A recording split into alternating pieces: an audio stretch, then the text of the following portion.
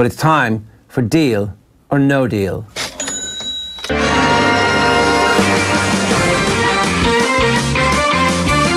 morning, Noel Edmonds. Hey. Here we go. Very quickly. Manchester City manager Pep Guardiola is considering a sabbatical from football at the end of next season if he wins the Champions League. Deal or no deal? Deal. No deal. I'm considering a sabbatical if I win a Tony Award. Like, you just pick your thing, you pick the very highest area of some area you want to succeed in and say, I'm going to quit after that. That makes sense. The only thing is Pep Guardiola is probably closer to the Champions League than I am to a Tony. Not just stick my neck out and saying that. If it happens, of course it's a good deal. Take a break. I thought that you'd picked a Tony Award because you're ineligible, you've never acted in your life, you're no good at it, you can't actually perform like that, and so it was wild. It was a wild thing that you were picking. In much the same way that Pep Guardiola is saying that we're going to win next season's Champions League because he's not going to be in it. Oh, he'll be in the next one, he'll be the one else that'll be out, is it?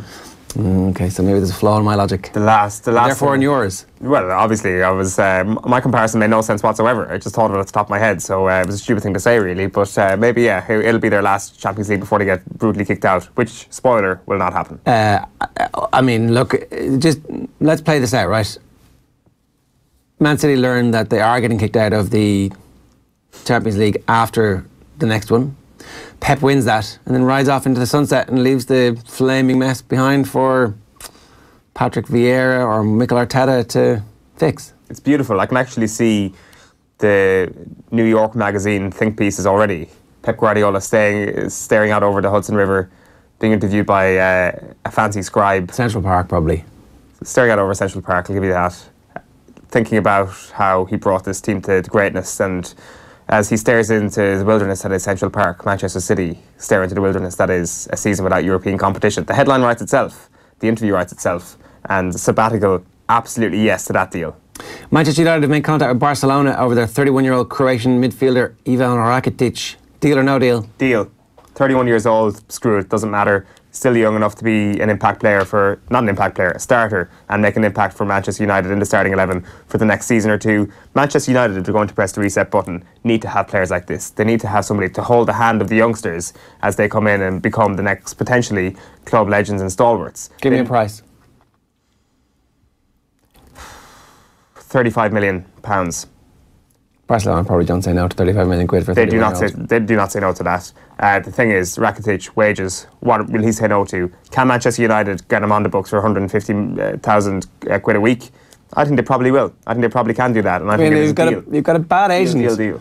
Is Jesse Lingard not on 130 grand? Is he? I think so. He's younger though. Yeah, but like he's Jesse Lingard. The J Lings brand. And you're Ivan Rakitic. There is no Iraq brand or whatever. J Lings comes with his own sense of substance. Manchester United will have to twice break their record for a defender if they're to sign both Aaron Wan-Bissaka from Crystal Palace and Harry Maguire from Leicester for a combined total of 130 million. Deal or no deal? You would say deal until you look at the price tag. Aaron Wan-Bissaka, for me, let's take that first of all. Deal. Got to do it. Age profile perfect, 21 years old. You've got two of the best young English fullbacks around in your team. Luke Shaw, I would say Luke Shaw, player of the year for Manchester United. Oh yeah, Man United's player of the year. Don't write off Luke Shaw. Luke Shaw's finished. Don't write off Luke Shaw. Finished. Don't write off Luke Shaw. He can't stop eating ice cream. He's a professional athlete and he can't stop eating ice cream. That was previous Luke Shaw. No. New Luke Shaw goes for dairy-free ice cream. I don't think he does. Aaron Wan-Bissaka, not sure what his ice cream stance is. I do know his stance on football is playing good, and he is somebody that's worth shelling out loads of money on. We can get back to the Luke Shaw debate on Harry Maguire. Like, I mean, you're talking about Wan-Bissaka and Harry Maguire as a combination, kind of like the combination that saved Liverpool, which is Alisson and Virgil van Dijk.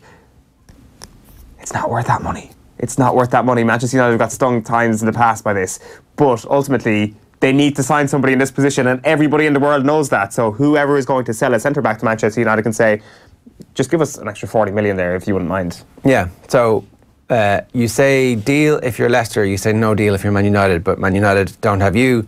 They've got Ed Woodward, and he's like, deal, deal, deal. Deal all the way for Aaron Wan-Bissaka. United are interested in signing Norwich City's English defender Max Aarons, who's only 19, if their move for Wan-Bissaka is unsuccessful. Are they both? They're both left backs. Right backs. Right backs.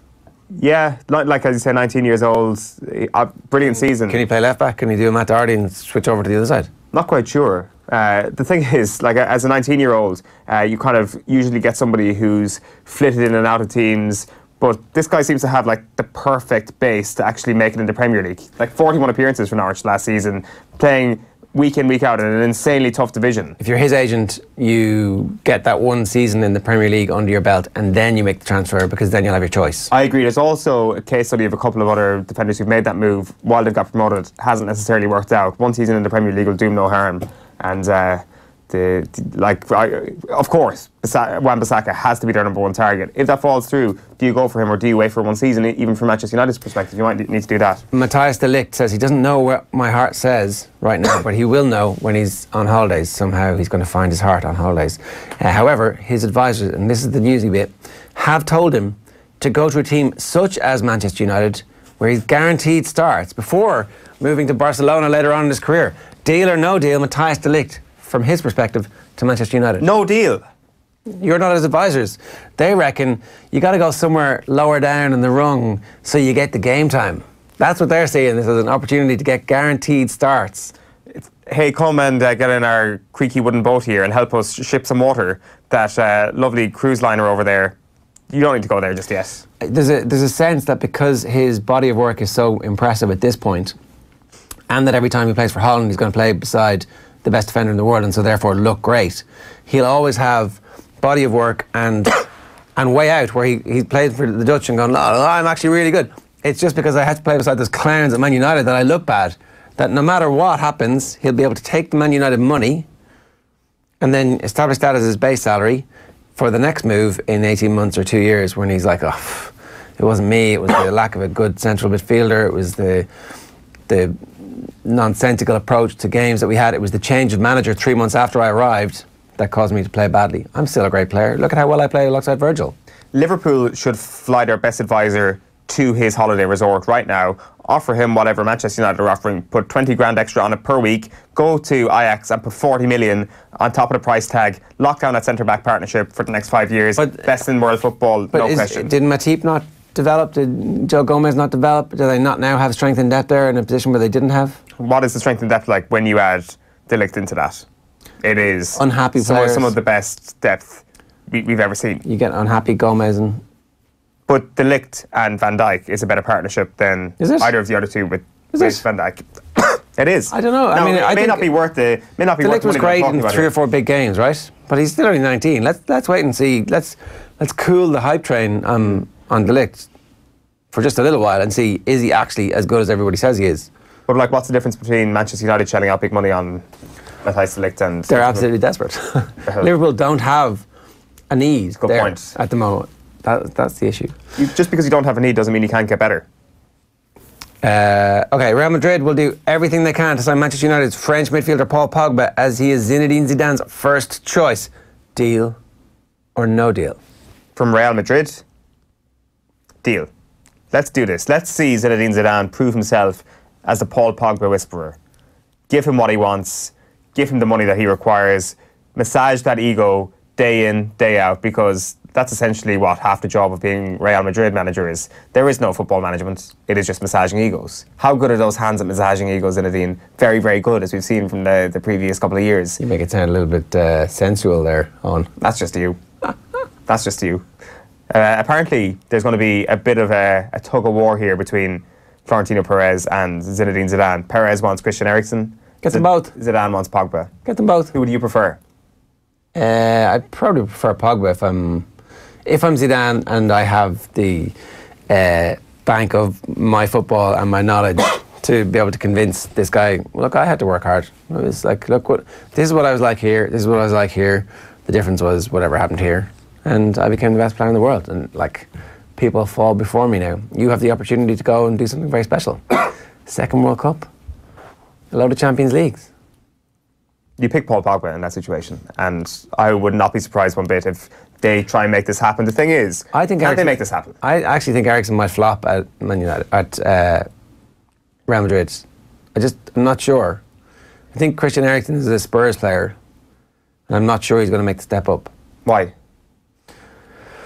Don't know. I just feel like he might find the environment too testing. He might find that the game gets ahead of him. He might find that the pressure of being the Billy Big Balls isn't really part of his makeup. I haven't. Did we say the same thing about Modric? I know it's easy to make that comparison. I didn't. It's easy to make that comparison. Because they're small, blondie-haired dudes from Spurs. Yeah, exactly. Tick all the boxes. Very different players.